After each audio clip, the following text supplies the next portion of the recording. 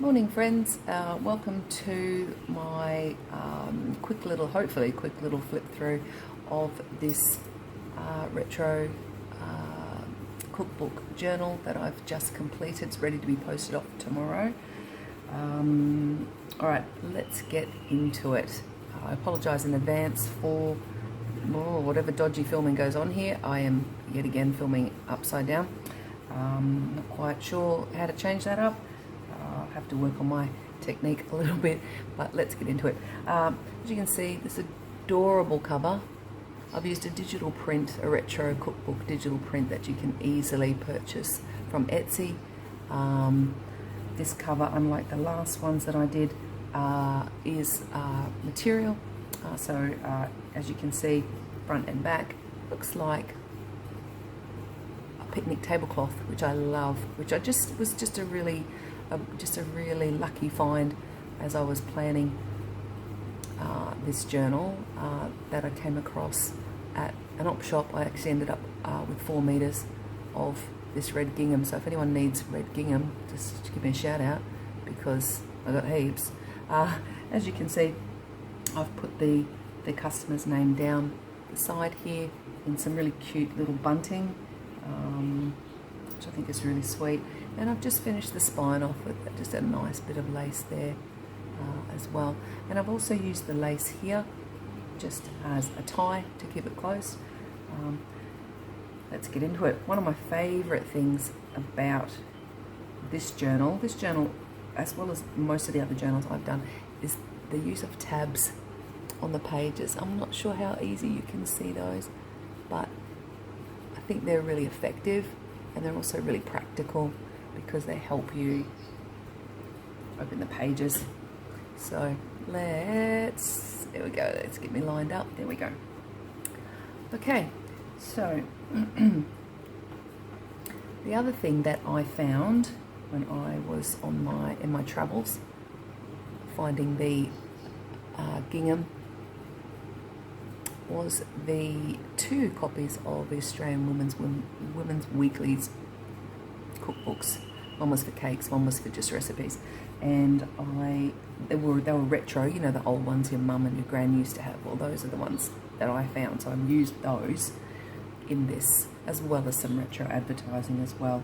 Just little cute little details here, little ingredients for apple strudel. Alrighty. Also, this is just a little blurb about hors d'oeuvres. You know, back in the day, everything was about hors d'oeuvres, and the recipe here.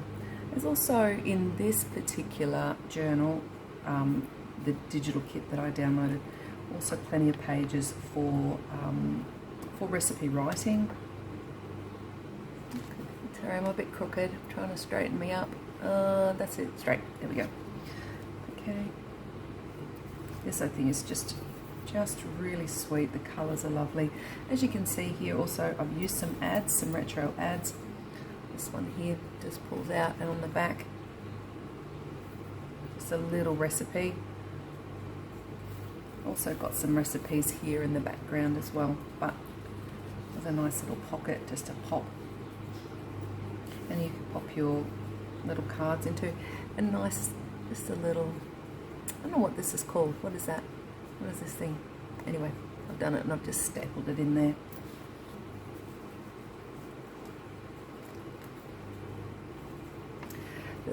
One thing you might notice from this journal was a little different to the last is that the pages are not crisp and white. These ones I used tea bags and I tea dyed all the pages, which I think is it's a really nice effect. I sort of wanted it to emulate what a cookbook that's been used over and over again in the kitchen might look like. It's a bit stained, and I tea dyed all these coloured pages as well. You can see here there's just a nice little pocket there. You can pop just little notes or little handwritten recipes there if you want to. This one here, it's a little recipe for a pineapple strudel, and I've just made this little pocket here from a paper bag, like a brown paper bag that you might put your lunch in when you were a kid, taking it to school.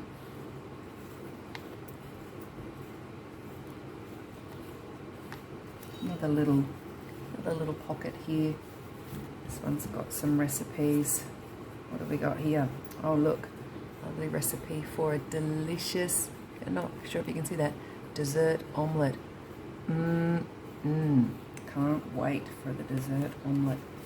So I wanted to just try and have a little bit of fun with this journal, just doing some, yes, it's practical. I want it to be practical, but also wanted it to, yeah, just to be a little light-hearted and just maybe even just sort of just bring back sort of maybe memories of the customer's childhood, you know. You can see here, look at this beautiful, lovely effect there with the tea dye. Okay. Just some nice retro pictures here that I found in those cookbooks. And also just having a bit of fun with some of the little quotes in here. Just flipping through a bit quicker now. You can see majority of the pages are all the edges are sewn as well. And then I've sort of used ink to brown out the edges there on the tabs as well. Now this is a 3 signature journal. The others that I've done, all the others that I've done have only been 2 signature journals, which I thought was going to be easier, and I was a bit worried about doing a 3 signature journal. But in fact, the 3 signature journal was actually a lot easier to sew in. Those signatures were a lot easier to sew in than I thought they would be. And I actually think the journal sits a bit nicer with 3 signatures as opposed to 2. So just flicking through here.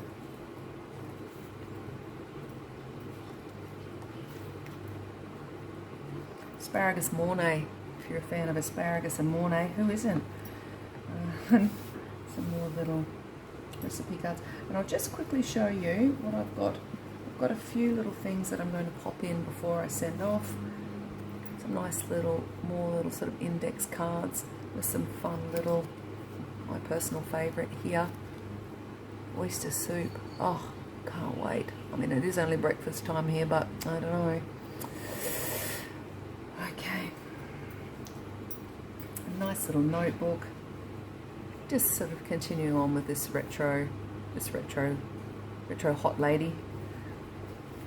Okay, and as you can see here, I've just got a little repurposed envelope that came in the post, but I'll keep that because this little window is really cute and effective. As you can see, thanks Nab. I managed to find online some handwritten recipes, so they were just free to download, and I just printed them out.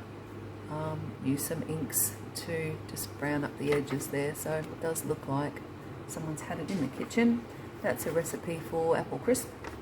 And then this one, I love this. This is just such a find. A little bit of Holly Hobby paper. Someone's done some notes for crunch drops. So those will go in. I'll probably just use a nice, just some little paper clips to just clip those in before they're sent off. We're coming towards the end here.